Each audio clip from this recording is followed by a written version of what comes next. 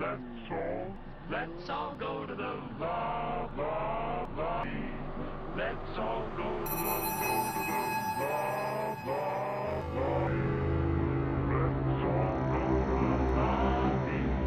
Let's all go to the lobby to get ourselves a treat.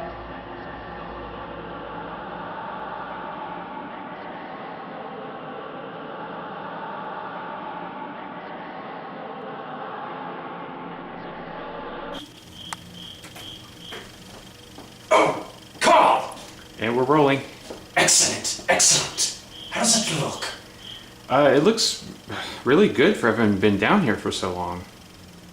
What's 60 years? Oh! I should introduce myself. You can call me the Projectionist. Yes, yes. Think of me as the caretaker for the Starlight Starbright Drive-In. What the townspeople left of her. You okay? Yes, yes. That's when they imprisoned me here for my lack of good taste. I thought it was because of your movies. No! Enough of that! Enough of that, Carl. We don't talk about my projects. But film has a way of helping one to overcome adversity. Isn't that right? Yeah. What do the youngsters in town, what do they call the Starlight Starbright now? Well, they call it the Haunted Drive-In now. The Haunted Drive, yes, perfect. Well, teenagers will be teenagers, eh? Always wanting to find a secluded place away from adults. Well, 60 years is enough time for me to get the drive-in, the Haunted Drive-In, back in working condition. Yeah, right. At least the speakers are now working.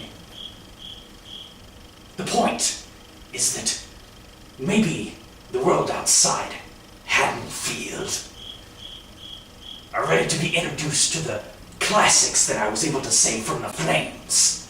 Classics, more like B-movies. Work with what you have, Carl. First rule of show business. Sure. I'm gonna go check on the projector. It should be warmed up by now. Why don't you show the rules of the Starlight? There's the Haunted Drive-In. Show the rules.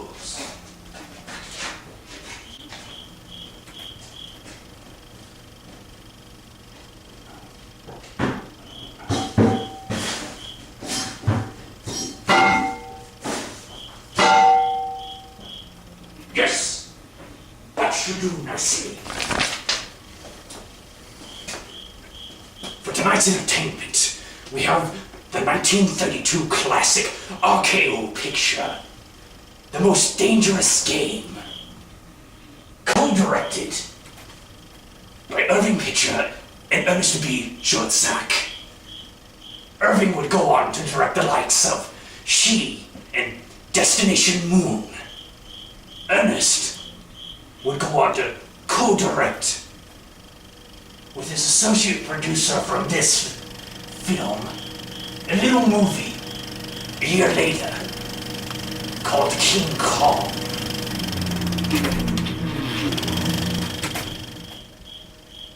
The Most Dangerous Game stars Joel McRae, Fay Ray, and Noble Johnson, and of course Leslie Banks.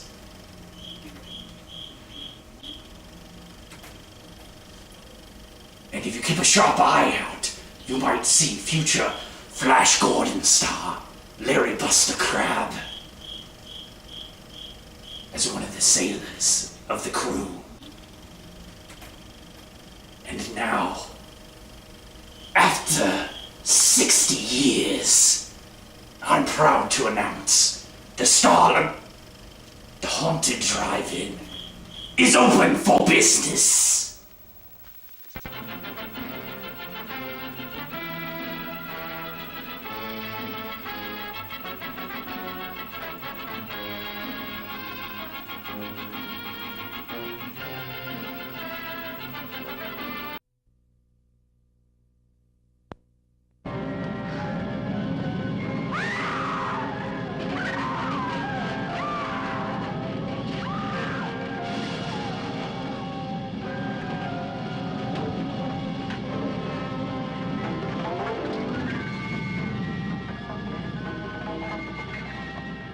Once a normal, voluptuously beautiful woman, she drove into a nightmare of horror and saw descending from the sky a titanic monster whose fearsome touch became a frightful curse.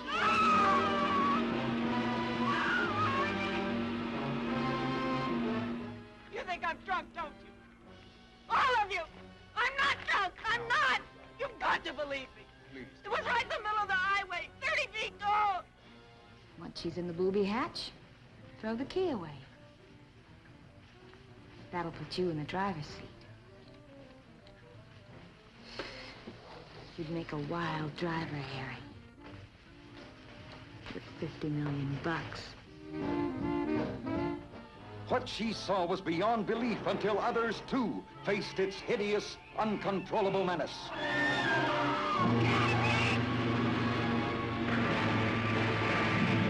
Attack of the 50-foot woman, incredibly huge, with incredible desires for love and vengeance.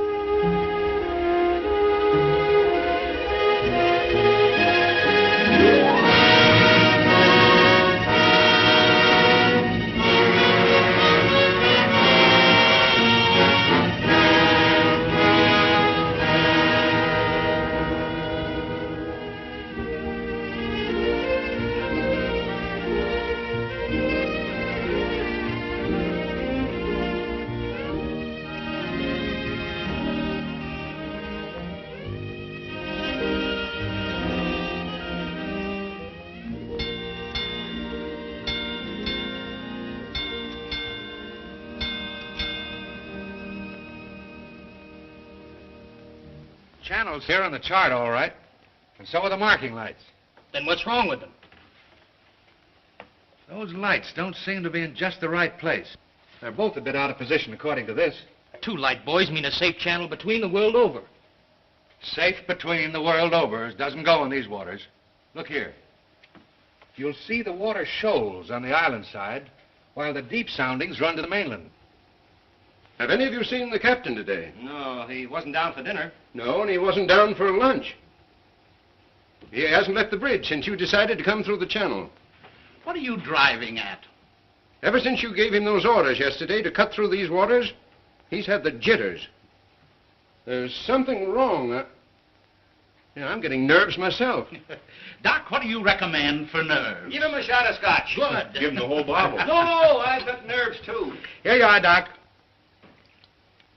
Just what you need. Well, maybe you're right. Good evening, Captain. Good evening, sir. May I speak with you? Why, certainly. Go ahead. We're heading straight for the channel between Brank Island and the mainland. Good. But the lights are just a bit off, according to the chart. But charts are never up to date in this part of the Pacific. You know that. I know, sir, but doesn't Brank Island mean anything to you? Well, not a lot. Well, perhaps if I could talk with Mr. Rainsford. But Bob's not a sailor. He's a hunter. He's made many of these trips. He's young, but he has judgment. I'll call him. Oh, Bob. Bob. What is it? Come up here, will you? Just a minute. What's bothering you, Captain? There are no more coral reef, shark-infested waters in the whole world than these. Boy, just take a look at these. You didn't turn out so hot as a hunter, Doc, but oh, what a photographer. Say, if we'd had you to take pictures on the Sumatran trip, they might have believed my book. If you'd had me on the Sumatran trip, you'd never had me on this one. Say, here's a swell one of the ship, Skipper. Well, what's the matter? These old sea dogs tell yarns to kid each other and end up believing it all themselves. Well, I think that Mr. Rainsford should know that the channel lights aren't just in the position given on the chart. Oh. Well, what do you think, fellas? I think we should turn back and take the outside course. Oh, Turn back now. No. We'll go ahead. Very well, sir. It's your ship.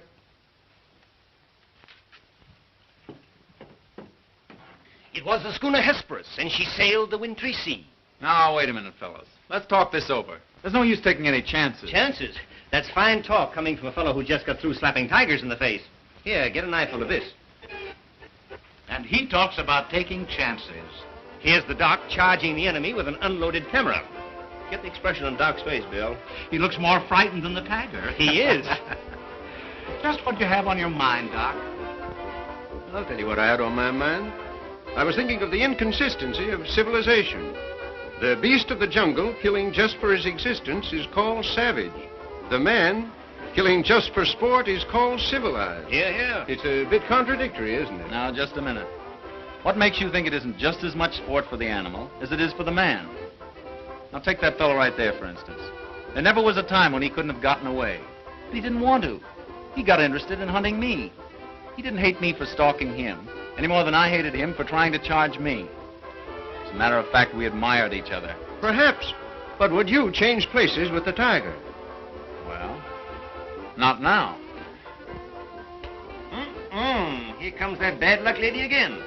Third time tonight. Here, let me shuffle him. Wait a minute. Don't evade the issue. Yes, come, speak up. I asked you a question. Yes.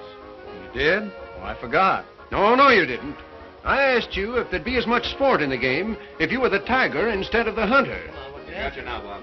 Well, that's something I'll never have to decide. No? Listen here, you fellas. This world's divided into two kinds of people, the hunter and the hunted. Now, luckily, I'm a hunter. Nothing can ever change that. Hang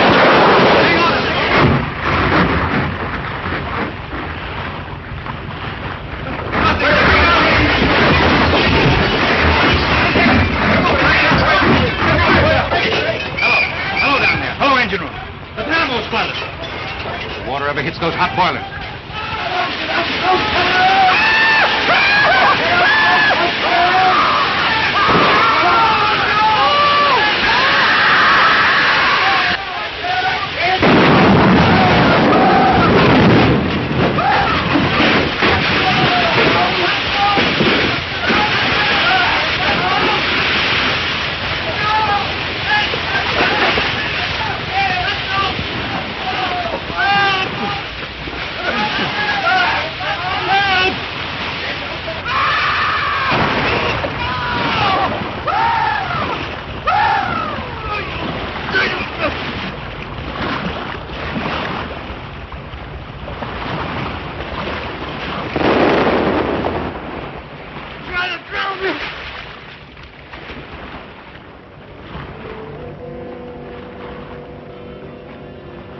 Where are the others? See anybody?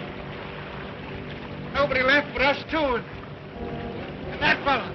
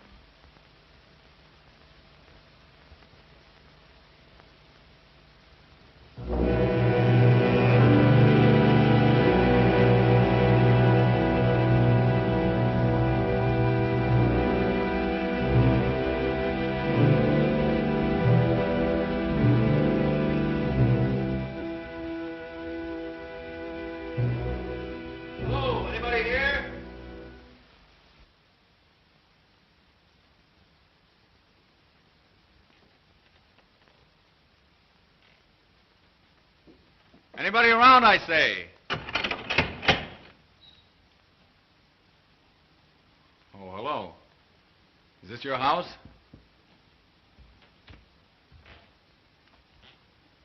I'm not trying to break in, but I've been in a wreck. Our yacht just sunk with all hands. I got ashore and found your place here by accident. I'm not trying to intrude, but I'm in sort of a jam. Don't you understand any English? Ivan does not speak any language. He has the misfortune to be dumb. Oh, hello. Are you the owner here? Yes. Welcome to my poor fortress. Fortress? It once was, built by the Portuguese centuries ago. I have had the ruins restored to make my home here. I am Count Zaroff. My name's Robert Rainsford. Glad to meet you. Very glad. Yeah, Ivan is a Cossack. I'm afraid, like all my fellow countrymen, he is a bit of a savage. Smile, Ivan. Ulitnis!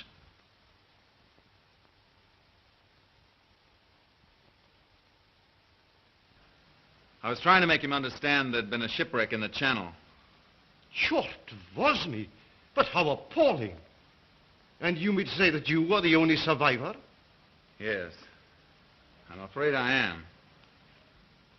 You're certain? Well, I'd never left the spot if I hadn't been. The swellest crowd on earth. My best friends. It's incredible. Such things are always incredible. Death is for others, not for ourselves. That is how most of my other guests have felt. Your other guests? You mean this has happened before? My dear fellow, we have several survivors from the last wreck still in the house.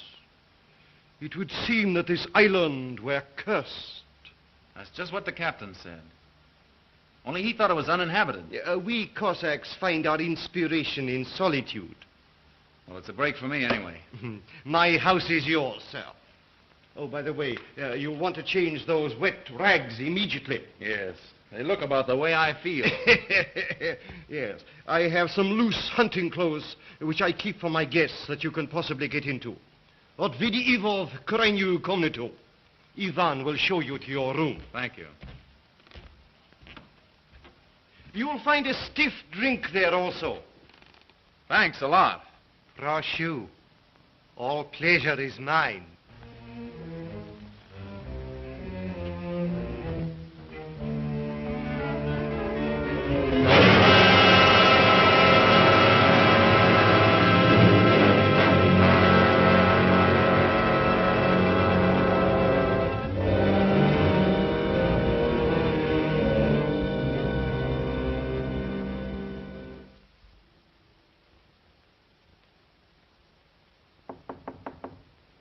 Come in. Ready, Rainsford? All set. I'm afraid we have finished dinner, but I have ordered something for you. Thanks. I don't feel like eating. Oh, dear, dear. Well, perhaps later. Now then, what do you say to coffee and most charming company?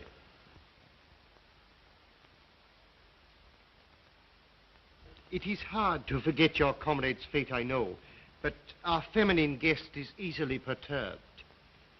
If I could beg you to put a good face upon the matter, assume a cheerfulness you may not feel. Why, sure, of course. Thank you.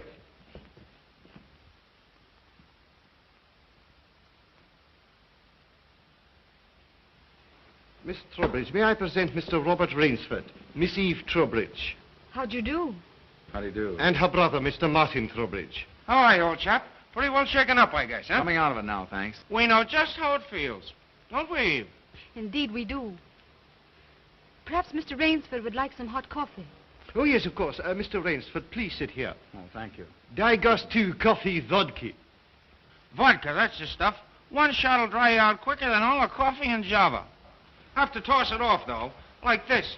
Now, Martin, you don't have to drink it all tonight, do you? Don't be ridiculous, sis. We are victims of circumstance, same as Mr. Rainsford. And if anyone has a right to his liquor, it's a victim of circumstance. Isn't that so, Count? Of course, yes. You were in a shipwreck, too, I understand. Yes. Our lifeboat was the only one saved. My brother and I and 2 sailors. The Count found us on the beach with nothing but the clothes on our backs. Those channel lights must have been shifted. I wonder it hasn't been reported. Well, we'll report him. Just as soon as we get back to the mainland. You see, the Count has only one launch. And that's under repair. Russians are not the best mechanics. I'm afraid we'll have to be patient a few days longer. That's all right with me. I feel as if I were living on borrowed time right now. Speaking of that, perhaps now you'll tell us a little bit about who you are. Just sketchily, you know. Born, married, why I left my last job. No. 1 moment, please. Mr. Rainsford need never explain who he is in my house. No? No, we entertain a celebrity, Miss Trowbridge. Wait a minute. Don't tell me. Let me guess. I know. Flagpole sitter. Oh, flagpole sitter. I know. He wrote some books. No, he lived some books. If I am not mistaken, this is Mr. Robert Rainsford, who hunts big game so adventurously. Huh? Here's to you. I've lugged the gun around a little. I've lugged the gun around a little. No, I have read your books. I read all books on hunting. Papirosu? Thank you. Only in yours have I found a sane point of view. What do you mean, sane? Cigarette? Yeah, thanks. You do not excuse what needs no excuse. Now, let me see, how did you put it? Hunting is as much a game as stud poker, only the limits are higher. You have put our case perfectly, Mr. Rainsford. Well, then you're a hunter yourself. We are kindred spirits. It is my one passion. He sleeps all day and hunts all night. And what's more, Rainsford, he'll have you doing the same thing. We'll have capital sport together, I hope. Don't encourage him. You know, he's had our 2 sailors so busy chasing around the woods after flora and fauna that we haven't seen him for 3 days. But what do you hunt here? I'll tell you. You will be amused, I know. I have done a rare thing. I have invented a new sensation. Yeah, and is he stingy with it? What is this sensation, Count? Mr. Rainsford, God made some men poets. Some he made kings, some beggars. Me he made a hunter. My hand was made for the trigger, my father told me. He was a very rich man with 250,000 acres in the Crimea and an ardent sportsman. When I was only stirrup high, he gave me my first gun. Good for him. My life has been one glorious hunt. It would be impossible for me to tell you how many animals I have killed. But when the revolution flamed up... Look out. Victory stop! Oh, I'm so sorry. Count Zaroff was so interesting, I didn't realize the danger. Oh, it's all right now. What were you saying about the revolution, Count? Oh, merely that I escaped with most of my fortune. Naturally, I continued to hunt all over the world. It was in Africa that the Cape Buffalo gave me this. That must have been a close call. Yes, it still bothers me sometimes. However, in 2 months, I was on my way to the Amazon. I'd heard that the jaguars there were unusually cunning. No. No sport at all. Well, conditions are bad everywhere these days. One night as I lay in my tent with this head of mine, a terrible thought crept like a snake into my brain. Hunting was beginning to bore me. Is that such a terrible thought, Count? It is, my dear lady, when hunting has been the whip for all other passions. When I lost my love of hunting, I lost my love of life. Of love. Well, you seem to have stood it pretty well. I even tried to sink myself to the level of the savage. I made myself perfect in the use of the Tartar war bow. Tartar which? Tartar war bow. That one up there. That's cute. Even to this day, I prefer to hunt with it. But alas, even that was too deadly. What I needed was not a new weapon, but a new animal. A new animal? Exactly so. You found one? Yes. Here on my island, I hunt the most dangerous game. The most dangerous game? You mean tigers? Tigers? No. The tiger has nothing but his claws and his fangs.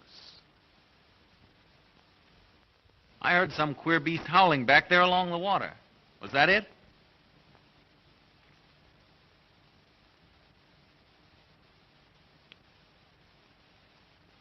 It's no use, Rainsford. He won't tell. He won't even let you see his trophy room till he gets ready to take you on the hunt of the great what's-it. My one secret. I keep it as a surprise for my guests against the rainy day of boredom. Listen, old boy, you let me in on that game and I'll bet you I'd go for it. You know, Rainsford, he hasn't failed yet. If he says the thing is good, it is good. He's a judge of liquor, wizard at a contract, plays the piano, anything you want. He's a good host. And a good scout, eh, Count? Yes, yes. You want me to go hunting? All right, you just say the word. We're pals. We'll have a big party, get cockeyed, and go hunting. A completely civilized point of view. Now, listen, I'll tell you what you do. You come to my place in the Adirondacks sometime, see? We'll have a private car, liquor and gals on the trip, and the guides will make the deers behave.